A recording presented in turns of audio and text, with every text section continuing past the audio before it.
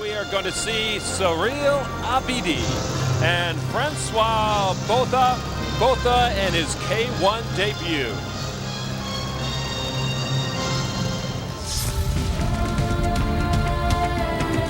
Cyril Abidi saw his finest year in K1 3 years ago, stopping Peter Arts and Ray Cepho.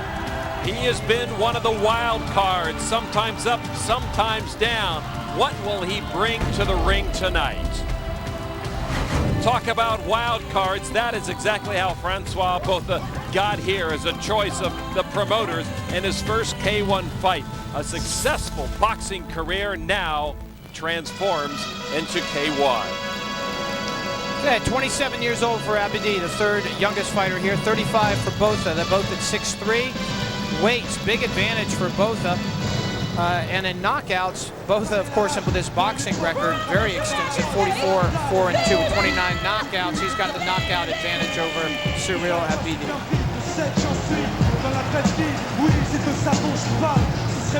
Abidi entering to the cheer of the crowd. And of course, the records that you see are their entire ring experience, not just K1. Abidi, 27 years old. He did go to the Grand Prix finals in 2000, finished in third place.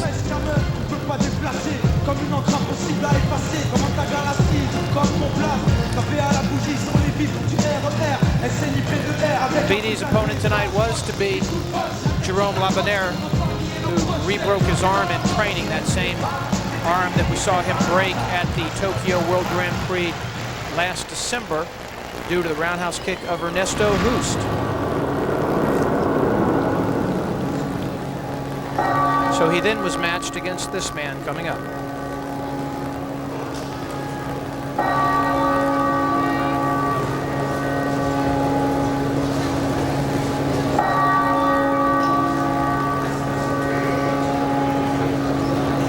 It's that time again. And now, appearing from the Tiger Gate, Francois Botha!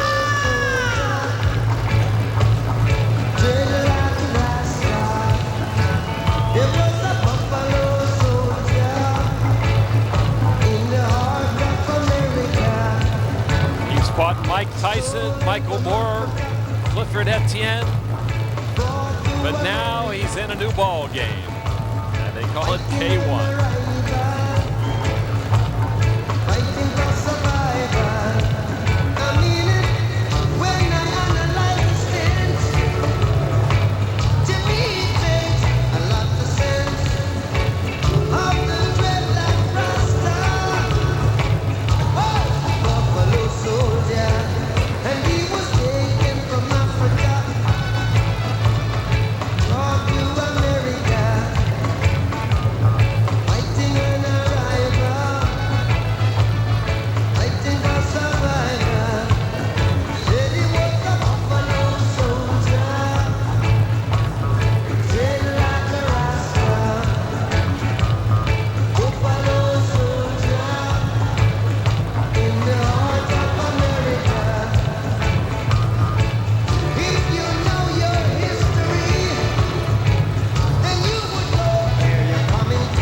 That stare by Cyril Abidi.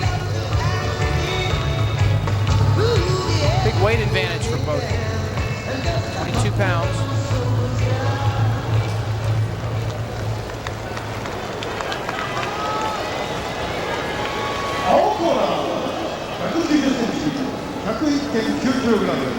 K1 ワールドグランプリ2000第3位フランスシリル・アビディ。Look at Abidi's schedule. I'm just looking back at year 2000. He fought Arts, Cepho, Filio, and Arts. And he went 3-3, and they went 3-3 there. At his biggest and his worst year both in 2000, beating Arts Cepho, beating Arts twice, but also losing to Arts once, and losing to Filio and to Leko also. This guy didn't have it too easy the year before in '99, fighting Mike Tyson in Las Vegas, lost by a knockout in 5 rounds. Interesting to see now Botha and his K1 debut. Milwaukee Kokuda will be our referee tonight. Abidi from France on the left of your screen. And there, Francois, the White Buffalo, Botha. Botha 35 years old, Abidi 27. Of course, Abidi with much more K1 experience. Is that going to help it?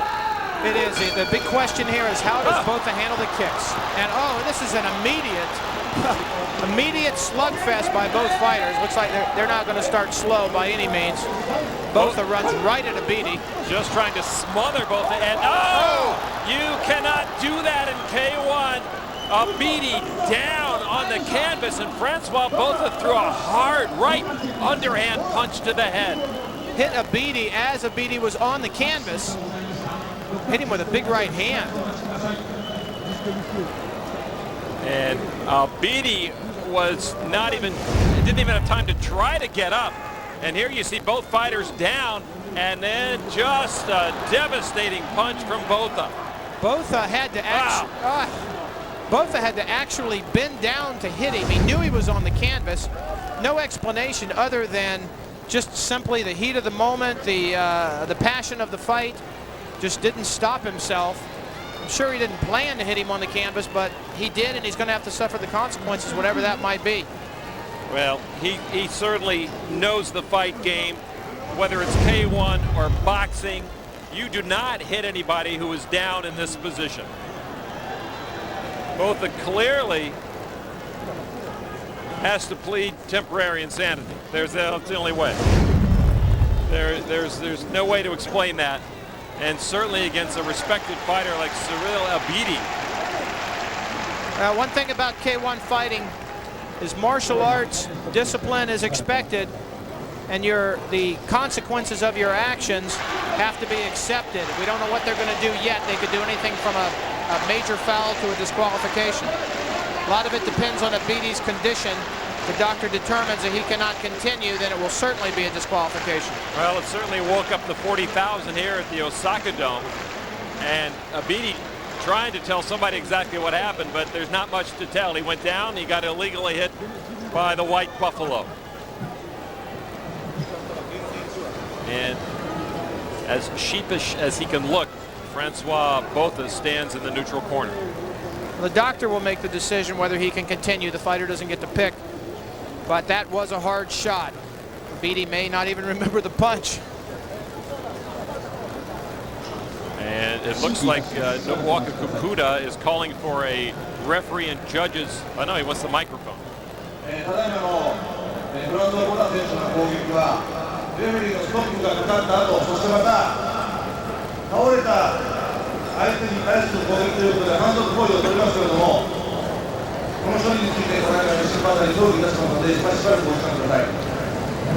Well, it is going to be a disqualification.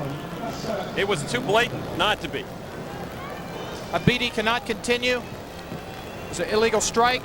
The rules say you are disqualified. This fight will be over, and Abidi will move on to December 6th in Tokyo. Well, that could have been a very interesting fight between Abidi and Botha. Each fighter looking like they were primed and ready, and they knew exactly what they were getting into. It just got too fast, too furious, and Botha was in over his head within seconds. I think that everybody, including us here, wanted to see how Botha would handle K1 fighting. Here's the entire fight in replay, pretty much. And just inexcusable. Down, waiting for the referee to step in, and Botha just comes through with an underhand blow like that. And the disqualification came shortly thereafter, and rightly so, as Abidi has not stood up since that time he was hit, other than to get to his stool.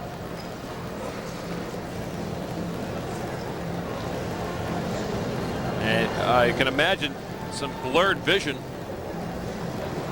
and that left eye beginning to swell just a little bit that took the brunt of the leather. ただいまのフランソワ・ボタ選手の攻撃に関しては明らかに倒れた相手に意図的に攻撃を加えたものであり悪質であると判断いたしました。よってフランソワ・ボタ選手、残念ではありますが反則負けとなります。 Nabuoki Kakuta announcing to the crowd the disqualification. The crowd is cheering, but Botha is not. He looks very disappointed. Well, he should be disappointed in himself more than anything else for losing his head. And unfortunately, it was Cyril Abidi who almost lost his head in the process. Yes, again, it was very blatant. It wasn't a close call. Abidi was on the canvas completely down. Botha even had to bend over to hit him. So that's the decision, and that's what's going to stand. Abidi moves on. Botha moves out of the ring. That's the bottom line. Cyril Abidi joins 6 others who have earned the right to fight in Tokyo Dome on December 6th for the K1 Grand Prix final championship. Sportsmanship being shown there. Abidi will take it by both. It was not Abidi's choice to win this fight this way, but it was handed to him, and he will take it. And Botha K1 debut, much like the K1 debut of Bob Sapp, will go down as an infamous way to exit the ring. Anticlimactic. We all wanted to see how Botha would do in K1 fighting, but we'll have to wait for another day to see that.